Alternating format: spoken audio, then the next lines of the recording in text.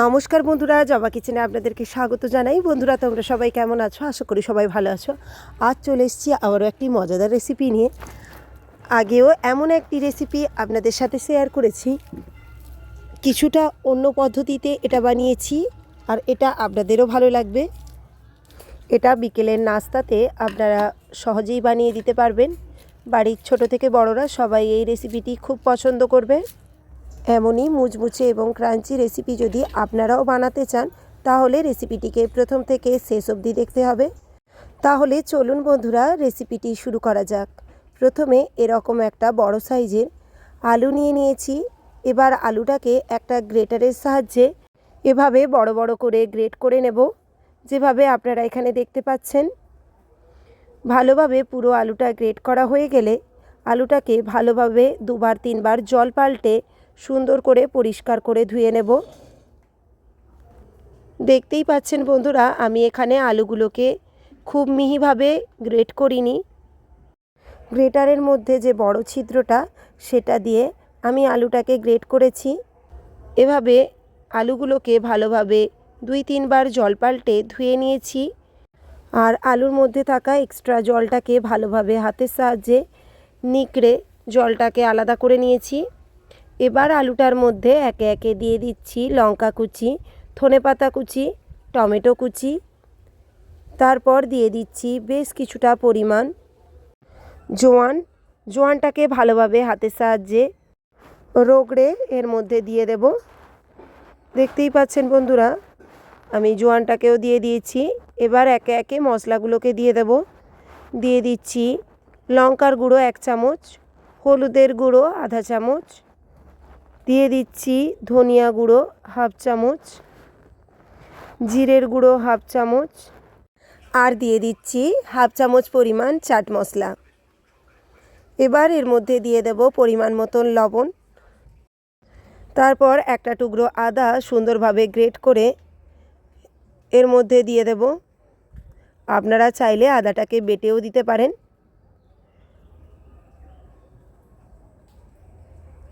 আদাটা পুরোটাকে গ্রেট করে নিয়েছি, এর মধ্যে দিয়ে দিয়েছি আদা।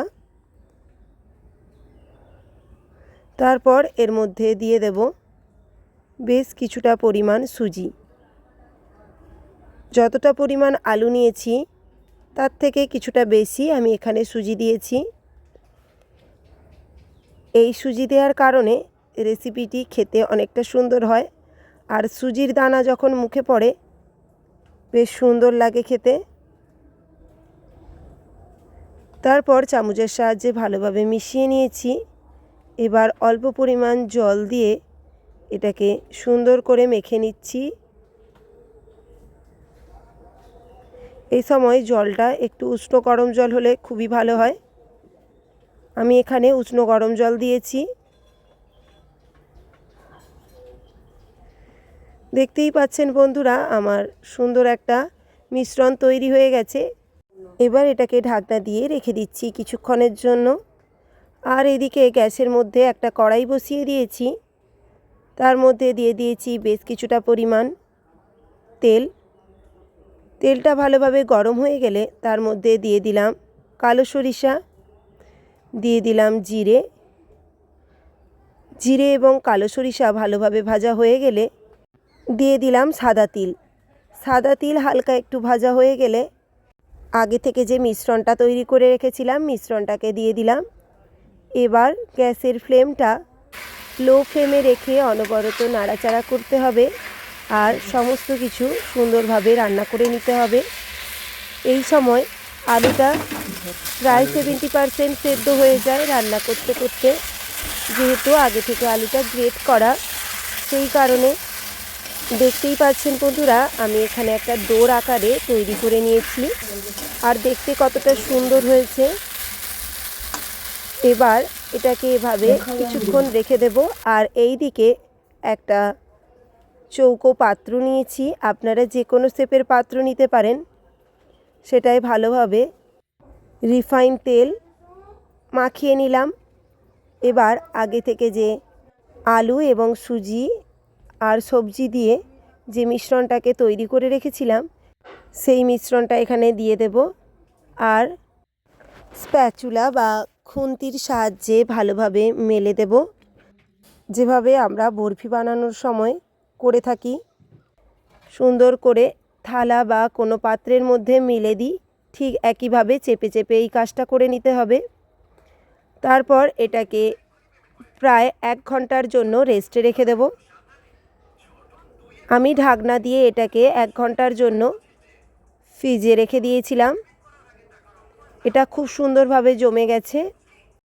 এবার ছুরির সাহায্যে সুন্দরভাবে এভাবে কেটে নিচ্ছি, যেভাবে আমরা বরফিগুলোকে কেটে নিই। এবার একটা পরিষ্কার প্লেট নিয়েছি, প্লেটের মধ্যে পুরো যে বরফিগুলোকে কেটেছিলাম সেগুলোকে নিয়ে নিলাম। দেখতেই পাচ্ছেন বন্ধুরা কতটা সুন্দরভাবে মিশ্রণটি প্লেটের মধ্যে চলে এসছে, আর একটা একটা করে পিস সুন্দরভাবে কেটে বাইরে বেরিয়ে আসছে। আমি আগেও এমন একটি রেসিপি বানিয়েছি, আমি আমার এই রেসিপির নিচে লিঙ্কটা দিয়ে দেব, আপনারা দেখে নিতে পারেন। এবার সমস্ত বরফিগুলো কাটা হয়ে গেছে। এবার গ্যাসের মধ্যে একটা ফ্রাইং প্যান বসিয়ে দিয়েছি, তার মধ্যে দিয়ে দিলাম বেশ কিছুটা পরিমাণ রিফাইন তেল। যেহেতু আমি এটা ডিপ ফ্রাই করব, তাই অনেকটা পরিমাণ রিফাইন তেল দিয়েছি। তারপর একে একে বরফিগুলোকে দিয়ে দিচ্ছি। এই সময় লো টু মিডিয়াম ফ্লেমে রেখে বরফিগুলোকে সুন্দরভাবে এক পিঠ করে সুন্দর করে ভেজে নিতে হবে। আর রেসিপিটি যদি আপনাদের কাছে ভালো লেগে থাকে অবশ্যই রেসিপিতে একটি লাইক, কমেন্ট এবং শেয়ার করে দেবেন। আর আমার চ্যানেলে কেউ যদি নতুন হয়ে থাকেন অবশ্যই চ্যানেলটিকে সাবস্ক্রাইব করার অনুরোধ রইল। আর পাশে থাকা বেল আইকন প্রেস করে অল নোটিফিকেশান অন করে নেবেন আমার সমস্ত রেসিপি সবার আগে পাওয়ার জন্য।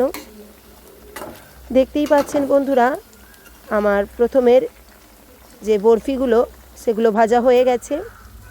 এবার ওপর থেকে বেশ কিছুটা পরিমাণ তিল আমি দিয়ে দিলাম।